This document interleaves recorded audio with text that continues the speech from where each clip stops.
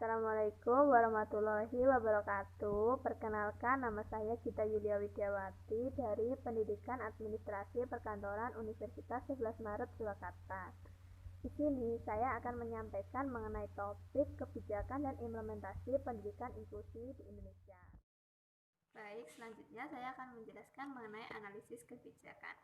Analisis kebijakan adalah suatu bentuk analisis yang menyajikan dan menghasilkan informasi sedemikian rupa sehingga dapat memberi landasan bagi para pembuat kebijakan dalam membuat keputusan. Kebijakan pendidikan inklusi ditandai dengan kebijakan pemerintah sebagai komitmen untuk mewujudkan penyelenggaraan pendidikan inklusi di Indonesia. Ditandai dengan lahirnya undang-undang sebagai berikut. Yang pertama yaitu Undang-Undang Nomor 4 Tahun 1997 Pasal 5 tentang penyandang anak cacat. Yang kedua yaitu Undang-Undang Nomor 23 Tahun 2002 Pasal 48 dan 49 tentang perlindungan anak. Yang ketiga yaitu Undang-Undang Nomor 20 Tahun 2003 Pasal 5 ayat 1 sampai dengan 4 tentang Sistem Pendidikan Nasional.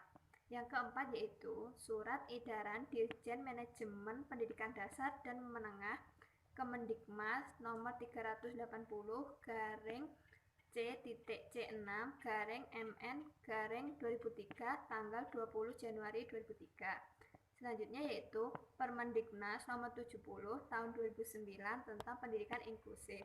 Yang keenam yaitu Peraturan Pemerintah nomor 17 tahun 2010 Pasal 127 sampai 142 tentang pengelolaan dan penyelenggaraan pendidikan. Selanjutnya yaitu implementasi pendidikan inklusi. Contoh implementasi kebijakan inklusi yang ada di Indonesia yaitu di Jawa Barat. Dimulai dengan tahap program uji coba dengan 3 model pengembangan. Menurut Tanto Capung tahun 2004 ada 3 model. Yang pertama yaitu model 1, sekolah reguler yang di dalamnya terdapat anak lamban belajar dan anak yang mengalami kesulitan belajar. Yang kedua yaitu model 2, pelayanan bagi anak berkebutuhan khusus telah belajar di SLB dalam waktu tertentu, kemudian dimasukkan ke sekolah reguler dengan guru pembimbing khusus.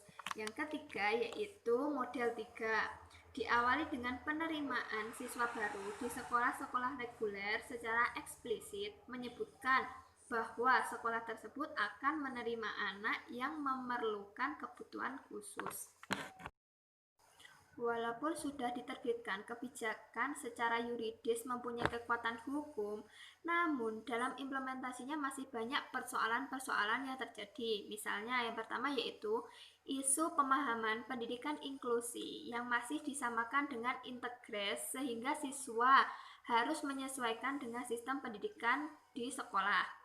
Yang kedua yaitu isu kebijakan sekolah yang tidak mau menerima siswa berkebutuhan khusus dengan dalih tidak memiliki tenaga pendidik, fasilitas, dan sebagainya.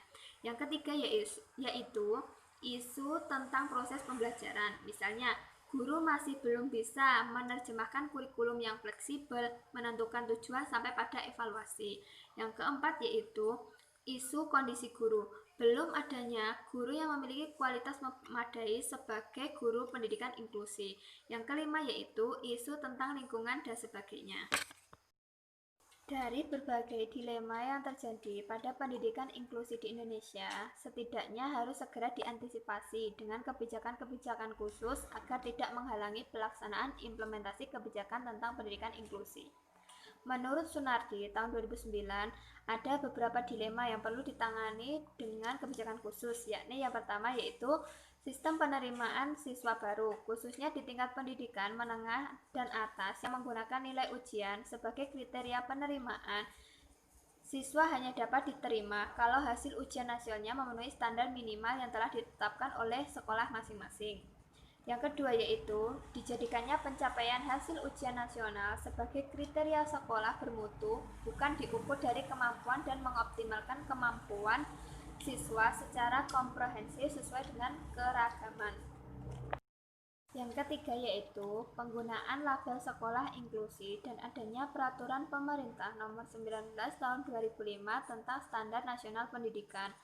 Pasal 41 ayat 1 tentang keharusan untuk memiliki tenaga kependidikan khusus bagi sekolah inklusi sebagai alasan melakukan penolakan masuknya anak berkelainan ke sekolah yang bersangkutan ditandai dengan adanya gejala eksklusivisme baru, yaitu menolak anak berkebutuhan khusus dengan alasan belum memiliki tenaga khusus atau sekolahnya belum sekolah inklusi. Yang keempat, yaitu kurikulum pendidikan umum yang ada sekarang ini belum mengakomodasi keberadaan anak-anak yang memiliki perbedaan kemampuan atau difabel. Yang kelima, yaitu masih dipahaminya pendidikan inklusi secara dangkal, yaitu semata-mata memasukkan anak difabel children ke sekolah reguler tanpa upaya untuk mengakomodasi kebutuhan khususnya.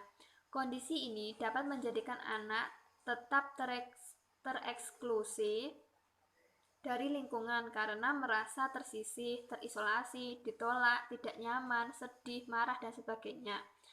Pada hal makna inklusi adalah ketika lingkungan kelas dan sekolah mampu memberikan rasa tenang, nyaman, menerima, ramah, bersahabat, peduli, mencintai, menghargai, serta hidup dan belajar dalam kebersamaan.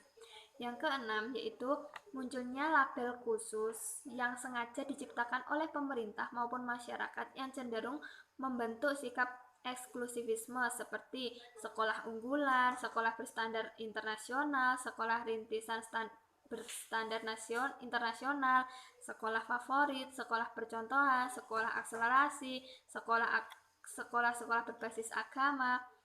Kondisi ini tentu dapat berdampak kepada sekolah inklusi sebagai sekolah kelas 2 atau second class karena menerima ABK sama dengan special school menurut Imam Subhan tahun 2009. Selanjutnya, nomor 7 yaitu masih terbatasnya perhatian dan keseriusan pemerintah dalam mempersiapkan pendidikan inklusi secara matang dan komprehensif, baik dari aspek sosialisasi, penyiapan sumber daya, maupun uji coba metode pembelajaran, sehingga hanya terkesan sebagai program eksperimental menurut Cakfu tahun 2005. Setelah saya sampaikan mengenai kebijakan dan implementasi pendidikan inklusi, saya akan memberikan kesimpulan. Pendidikan inklusi adalah pendidikan yang bermuatan pada nilai-nilai kesetaraan, hak asasi, serta kemanusiaan yang diwujudkan dalam kerangka pendidikan untuk semuanya. Berbagai kebijakan telah dilahirkan oleh pemerintah dalam upaya mendorong terwujudnya pendidikan inklusi. Implementasi kebijakan yang telah dilakukan masih banyak menimbulkan isu-isu baru yang lahir, dan segera dibutuhkan upaya pula untuk melahirkan kebijakan khusus pula. Dengan adanya hal tersebut, diharapkan bagi para pelaksana untuk terus melakukan pembinaan dan pelatihan kepada guru reguler mengenai penyelenggaraan pendidikan inklusif, melakukan sosialisasi kepada masyarakat terkait dengan penyelenggaraan pendidikan inklusi.